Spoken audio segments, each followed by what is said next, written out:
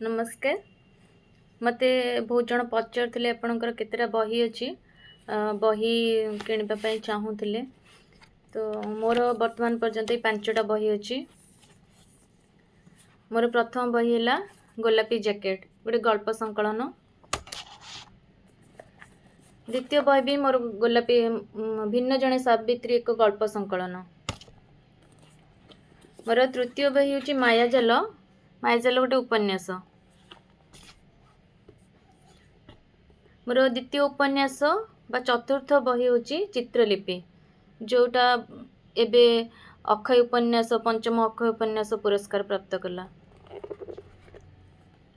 आउ मोर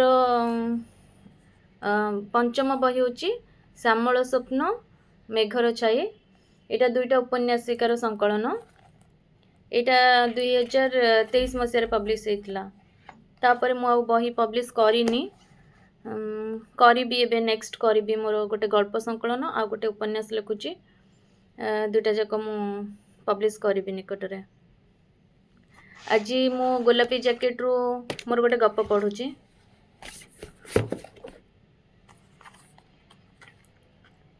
शेष गपटा पढ़ुची।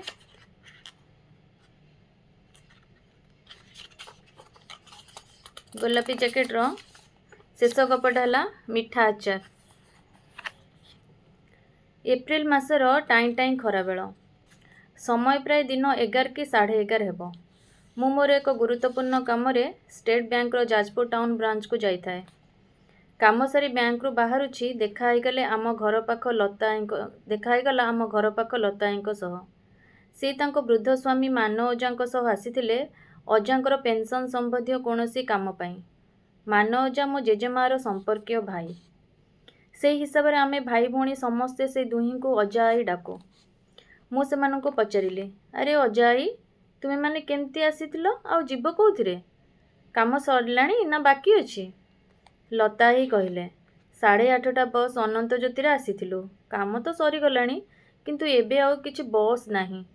पुणी जाइकी 2:30 बेले गाँ को बस मिलिबो। भाबुछि ट्रेकर रे पळेइबी।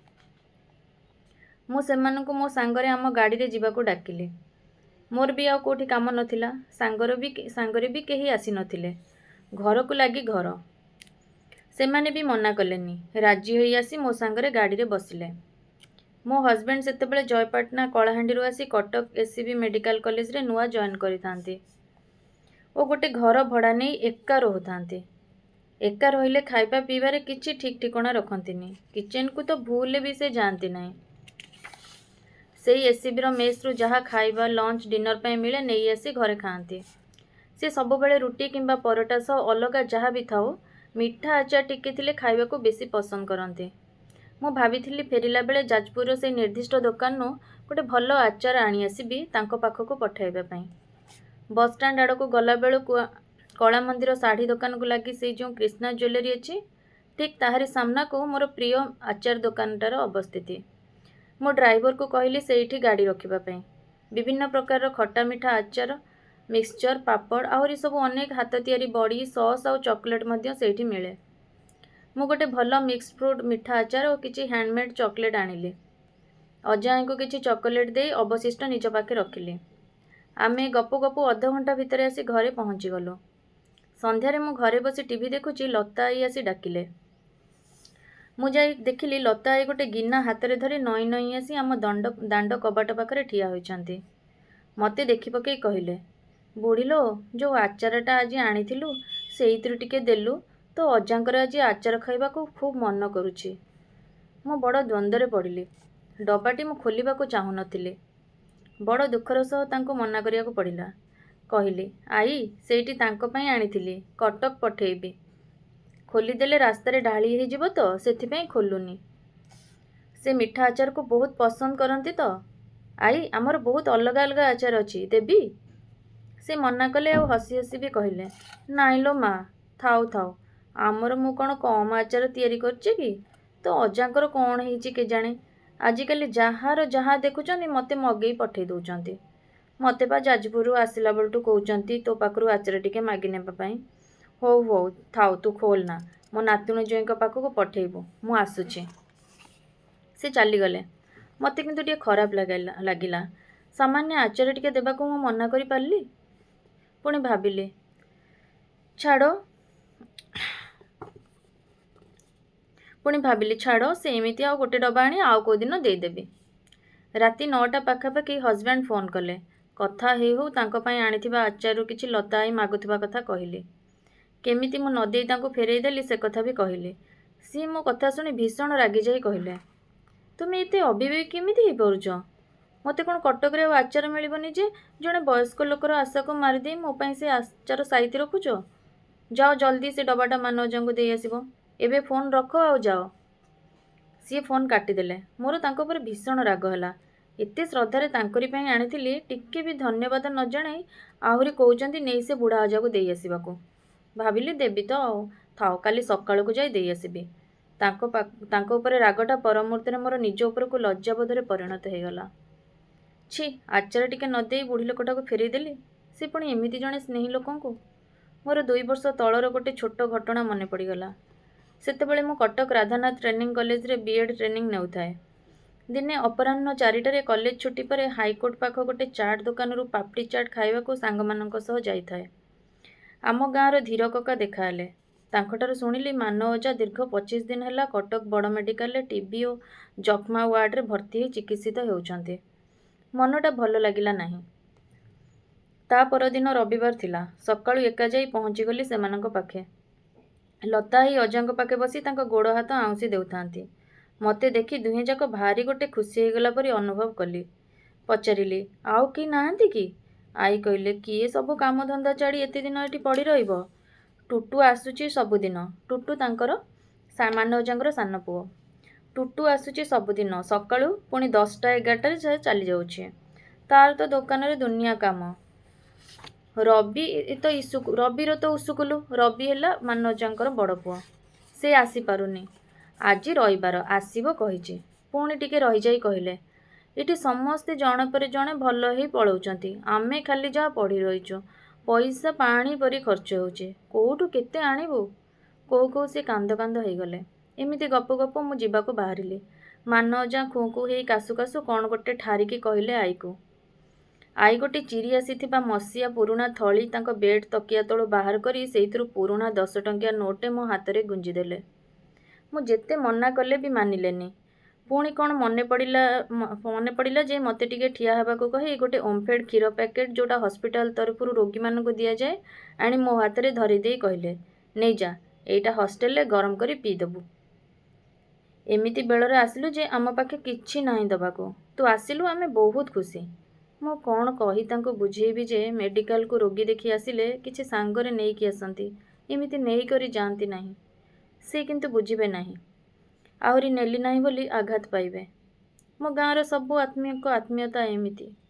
ଗାଁ ବାହାରେ ଦୂର କେଉଁ ଜାଗାରେ କେହି ଯଦି ଗ୍ରାମବାସୀ ପରସ୍ପର ସହ ଦେଖା ହେଇଯାଆନ୍ତି, ଖୁସିରେ ସେମାନଙ୍କ ଆଖି ଉଜ୍ଜ୍ୱଳ ହୋଇଉଠେ। ଆଉ ଯଦି ଲତା ଆଈଙ୍କ ପରି ବୟସ୍କ ଲୋକଙ୍କର ମୋ ପରି ବୟସରେ ଛୋଟ କେହି ଦେଖା ହେଇଗଲେ, ସେ ତାକୁ କେବେ ବି ଖାଲି ହାତରେ ଛାଡ଼ିବେ ନାହିଁ। ସେ ଜାଗା ହେଉ ପଛେ ହସ୍ପିଟାଲର ଯକ୍ଷ୍ମା ୱାର୍ଡ଼, ଆଉ ନିଜେ ହେଇଥାନ୍ତୁ ପଛେ ରୋଗ ଶଯ୍ୟାରେ ପଡ଼ି ଯନ୍ତ୍ରଣା ଜର୍ଜରିତ। ସେଇଦିନର କଥା ଭାବି ମୋ ଆଖି ଓଦା ଓଦା ହୋଇଗଲା। ସେଇ ସଙ୍ଗେ ସଙ୍ଗେ ତାଙ୍କ ଘରକୁ ଯିବାକୁ ଇଚ୍ଛା ହେଲା।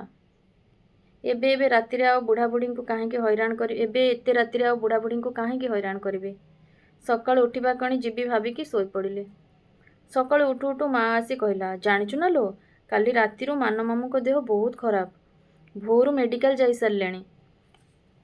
ରାତି 3ଟାରେ ଟୁଟୁ ଆସି ତୋ ବାବାଙ୍କୁ କହୁଥିଲା। ମାମୁଁ କେମିତି ଆଖି ଖୋସି ହାତ ମୁଠା ମୁଠା କରି ପକାଉଥିଲେ। ତୋ ବାବା କହିଲେ ଶୀଘ୍ର ହସ୍ପିଟାଲ ନେଇଯିବାକୁ। ମା କଥା ସରିନି, ମାନ ଅଜାଙ୍କ ଘର ସାମ୍ନାରେ ଗାଡ଼ିଟେ ଆସି ରହିଲା। ଲୋକେ ଗାଡ଼ିରୁ ମାନ ଅଜାଙ୍କ ନିଷ୍ପ୍ରାଣ ଶରୀରକୁ ଟେକାଟେକି କରି ବାହାର କରୁଥିଲେ। ଲତା ଆଈଙ୍କୁ ମଧ୍ୟ କିଛି ଲୋକ ଟେକି ବୋହି ନେଇଗଲେ। ସେ ବି ଥିଲେ ଚେତାଶୂନ୍ୟା। ଲତା ଆଈ ଆଜି ଯାଏଁ ନିଜ ଜୀବନର ପ୍ରତିଟି ସୁଖଦ ଦୁଃଖଦ ମୁହୂର୍ତ୍ତଗୁଡ଼ିକରେ ସ୍ୱାମୀଙ୍କ ହାତରେ ହାତ ଛନ୍ଦି ଚାଲି ଆସୁଥିଲେ। ଦୁହେଁ ଦୁହିଁଙ୍କୁ ଛାଡ଼ି କୁଆଡ଼େ ଯାଆନ୍ତି ନାହିଁ। ଆଜି କେମିତି ଜଣେ ଆର ଜଣଙ୍କ ହାତ ଛାଡ଼ି ଯାଇପାରିଲା? ତାଙ୍କ ଘରୁ କ୍ରନ୍ଦନର ରୋଳ ଆମ ଘର ପର୍ଯ୍ୟନ୍ତ ଶୁଭୁଛି। ମୁଁ ସେଠିକୁ ନ ଯାଇ ଆମ ଘର ଭିତରକୁ ଚାଲି ଆସିଲି। ଆଚାର ଡବାଟାକୁ ଥାକ ଉପରେ ଦେଖି ମୋ ଆଖିର ଲୁହ ସବୁ ବନ୍ଧବାଡ଼ ନ ମାନି ବୋହି ଚାଲିଲେ। ଭୀଷଣ ଅପରାଧ ବୋଧରେ ମୋ ହୃଦୟ ବିନ୍ଧି ଉଠିଲା। ସତରେ କେତେ ଅବିବେକୀ ମୁଁ। ନିଜକୁ କେବେ କ୍ଷମା କରିପାରିବି ନାହିଁ। ନିଜ ଉପରେ କ୍ରୋଧ ଆଉ ଗଭୀର ଦୁଃଖରେ ମ୍ରିୟମାଣ ହୋଇ ସେ ଆଚାର ଡବାକୁ ଧରି ବାଡ଼ିଆଡ଼େ ଗଲି। ସବୁଯାକ ଆଚାର ଡଷ୍ଟବିନ୍ରେ ଢାଳି ଦେଇ ଡବାକୁ ବାଡ଼ ସେପଟକୁ ଫିଙ୍ଗିଦେଲି। ଖାଲି ଡବାଟା ଯାଇ ପଡ଼ିଲା ମାନ ଅଜାଙ୍କ କୂଅ ଚାନ୍ଦିନୀ ଉପରେ। ମାନ ଅଜା ଯିବା ପରେ ଲତା ଆଈଙ୍କ ଦୁଃଖୀ ପରିବାରଟି ଆହୁରି ଘୋର ଅଭାବ ଭିତରକୁ ଚାଲିଗଲା। ମାନ ଅଜା ସରକାରୀ ସ୍କୁଲରେ ସାମାନ୍ୟ ପିଅନ ଚାକିରି କରୁଥିଲେ। 5 ଝିଅ ଓ 2 ପୁଅଙ୍କର ସମସ୍ତ ଆବଶ୍ୟକତା ପୂରଣ କରିବାକୁ ମଧ୍ୟ ତାଙ୍କ ସ୍ୱଳ୍ପ ଦରମା ନିଅଣ୍ଟ ଥିଲା। ବଡ଼ କଷ୍ଟରେ 5ଟି ଯାକ ଝିଅକୁ ବାହା ଦେଲେ। ସବା ସାନ ଝିଅକୁ ବାହା ଦେଇ ସାରିଲା ବେଳକୁ ତାଙ୍କ ମେରୁଦଣ୍ଡ ବାଙ୍କି ସାରିଥିଲା। ବଡ଼ ପୁଅ ରବି କକା 8 ବର୍ଷ ବିନା ଦରମାରେ ଗୋଟେ ଅଣ ଅନୁଦାନ ପ୍ରାପ୍ତ ସ୍କୁଲରେ ଶିକ୍ଷକତା କଲା ପରେ 5-6 ବର୍ଷ ହେବ ବ୍ଲକ ଗ୍ରାଣ୍ଟ ନାଁରେ ଅଳ୍ପ କିଛି ଦରମା ପାଉଛନ୍ତି, ଯାହା ତାଙ୍କ ପିଲାଛୁଆଙ୍କ ସ୍କୁଲ ବହି ଖାତା ଖର୍ଚ୍ଚକୁ ବି ନିଅଣ୍ଟ। ଟୁଟୁ କକା ଛକ ଉପରେ ଜଣକ ଭୁସାମାଲ ଦୋକାନରେ ପଇସାପତ୍ର ହିସାବ କିତାବ ଦେଖାରଖା କରନ୍ତି। ସେଇଥିରୁ ଯାହା ମିଳେ ସମୁଦ୍ରକୁ ଶଙ୍ଖେ। ଅଜାଙ୍କ ପେନ୍ସନରେ ଘର ଅଧାଅଧି ନିର୍ଭର କରୁଥିଲା। ଏବେ ଲତା ଆଈଙ୍କୁ ଯାହା ମିଳିବ ସେଇଟା ଅଜାଙ୍କ ପେନ୍ସନର ଅଧା, ଜମା 4,700 ଟଙ୍କା। ଘରର ମାଟି କାନ୍ଥ ଶୋଇପଡ଼ିଲାଣି। ଚାଳ ଛପର କରିବାକୁ ବି ଟଙ୍କା ଯୋଗାଡ଼ ହୋଇପାରୁନି ତାଙ୍କର। ତଥାପି ଲତା ଆଈ ସମ୍ପୂର୍ଣ୍ଣ ଭାଙ୍ଗି ପଡ଼ିଲା ପରି ଲାଗୁନଥିଲେ।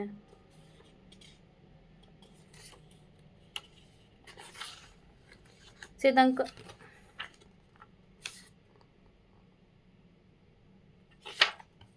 ତାଙ୍କ ନୀତିଦିନିଆ କାମକୁ ଖୁବ୍ ସୁଚାରୁ ରୂପେ ତୁଲାଉଥିଲେ। ମାନ ଅଜା ଯିବା ମାସେ ଭିତରେ ମୁଁ କଟକ ଚାଲି ଆସିଲି। ଏବେ ଯେବେ ବି ମୋ ନଜର କୋଉ ମିଠା ଆଚାର ଡବା ଉପରେ ପଡ଼େ, ମୋର ଅଜାଙ୍କ କଥା ଖୁବ୍ ମନେ ପଡ଼େ। ନିଜକୁ ଧିକ୍କାର କରେ ମୁଁ। ଘରକୁ ଯେବେ ଯାଏ, ମାନ ଅଜାଙ୍କ ବିଧବା ସ୍ତ୍ରୀଟିକୁ ଦେଖିଲେ ମୋ ଛାତି ଭିତରେ ଭୀଷଣ ଯନ୍ତ୍ରଣା ହୁଏ। ମୋର ସେହି ଦୃଶ୍ୟଟି ମନେ ପଡ଼ିଯାଏ। ସେ ହାତରେ ଗିନାଟିଏ ଧରି ନଇଁ ନଇଁ ଆସି ଆଚାର ମାଗୁଥିବାର ଦୃଶ୍ୟ। ମୁଁ ନିଜକୁ ଅସହାୟ ମନେ କରେ। କ'ଣ କଲେ ନିଜକୁ ଦୋଷମୁକ୍ତ କରିପାରିବି ଭାବି ହୁଏ। ଲତା ଆଈ କିନ୍ତୁ ପୂର୍ବପରି ହସି ହସି କଥା ହୁଅନ୍ତି। ଘର ଆଗରେ ବଡ଼ି ଆଉ ପାମ୍ପଡ଼ ଶୁଖେଇ ଜଗି ବସିଥାନ୍ତି। ମୁଁ ଯାଇ ଜୁହାରଟିଏ ହେଲେ କୁଣ୍ଢେଇ ପକେଇ ଗେହ୍ଲା କରନ୍ତି। ଫାଟି ଆଁ କରିଥିବା ତାଙ୍କ ମାଟି ପିଣ୍ଡାରେ ଚଟେଇ ପାରିଦେଇ ବସିବାକୁ କୁହନ୍ତି। ଭଲ ମନ୍ଦ ପଚାରି ବୁଝନ୍ତି। ମୁଁ କିଛି ସାହାଯ୍ୟ କରିବାକୁ ଚାହିଁଲେ ଗ୍ରହଣ କରନ୍ତିନି। ଅପମାନ ବୋଧ କଲା ପରି ବଡ଼ ବଡ଼ ଆଖିରେ ଅନେଇ କାନ୍ଦ କାନ୍ଦ ହୋଇଯାଆନ୍ତି। କି ପ୍ରଚଣ୍ଡ ସ୍ୱାଭିମାନୀ ଏମାନେ। ଗତବର୍ଷ ରଜରେ ଗାଁକୁ ଯାଇଥିଲି। କିଚେନର ଗୋଟେ ଥାକରେ ମିଠା ଆଚାର ଡବାଟେ ଥୁଆ ହୋଇଥିବା ଦେଖିଲି। ଭଲ କି ଦେଖିଲି, ଡବାଟା ମୁଁ ଫିଙ୍ଗି ଦେଇଥିବା ସେଇ ଆଚାର ଡବାଟି ପରି ଅବିକଳ ଦିଶୁଛି। ଲେଖା ହେଇଛି କିଷାନ ମିକ୍ସଡ ଫ୍ରୁଟ୍ ସୁଇଟ୍ ପିକଲ୍।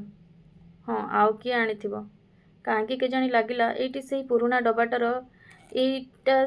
ଡବାଟାର ସହିତ କିଛି ସାମଞ୍ଜସ୍ୟ ଅଛି। ଡବାଟା ଧରି ଏପଟ ସେପଟ କରୁଛି, ମା ଆସି କହିଲା, ତୁ ଆସିବୁ ଶୁଣିକି ଲତା ମାଇଁ ଆଚାର ତିଆରି କରି ଦେଇ ଯାଇଛନ୍ତି। କହୁଥିଲେ ଜ୍ୱାଇଁ ବାବୁଙ୍କୁ ମିଠା ଆଚାର ଭାରି ପସନ୍ଦ, ଲିସା ମୋତେ କହିଛି। ତୁ ତାଙ୍କୁ କହିଥିଲୁ କି ଜ୍ୱାଇଁ ମିଠା ଆଚାର ଭଲ ପାଆନ୍ତି? ମୁଁ ଭାଷାଶୂନ୍ୟ। ଡବା ଖୋଲିଦେବାରୁ ଭାସି ଆସିଲା ଖଜୁରୀ, ଆମ୍ବ, ବରକୋଳି ମିଶା ମିଠା ଆଚାରର ସ୍ୱାଦିଷ୍ଟ ମହମହ ବାସ୍ନା। ସେଇ ଆଚାରରେ ମିଶିଥିଲା ଲତା ଆଈଙ୍କ ନିର୍ମଳ ମମତା ଓ ତାଙ୍କ ହୃଦୟର ମହନୀୟତା।